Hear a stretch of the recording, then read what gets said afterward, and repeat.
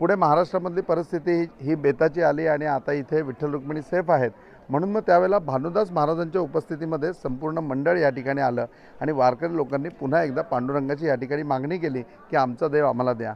परंतु कृष्णदेवरायांनी साफ नकार केला. परंतु त्याच रात्री पांडुरंग त्यांच्या स्वप्नामध्ये आला आणि पांडुरंगाने त्यांना अक्षरशः हात जोडून विनंती केली की तुमच्या इथे मला तुम्ही खूप म्हणजे की असं शुभकारक आणि खूप ऐश्वर्यामध्ये ठेवलेलं आहे, परंतु याच्या व्यतिरिक्त माझं मन तिकडेच रमतं. मला ते ज्ञानबा तुकाराम मला त्यांच्यामध्येच मजा आहे. तर माझ्यावरती उपकार करा आणि मला आता त्यांच्याबरोबर जाऊ द्या. कृष्णदेवरायांना असं स्वप्न पडल्यावर सकाळी त्यांनी सांगितलं की ठीक आहे, तुमचा पांडुरंग तुम्ही घेऊन जा, परंतु इथून तुम्हाला काही मदत मिळणार नाही. त्यावेळेला भानुदास महाराज पांडुरंगासमोर आले, आपल्या कमंडलूमधलं तीर्थ घेतलं, पांडुरंगावरती प्रोक्षण केलं आणि प्रोक्षण करून सांगितलं की देवा आता या झोळीत बसशील ना एवढाच हो, कारण मला तुला पंढरपूरला घेऊन जायचं आहे.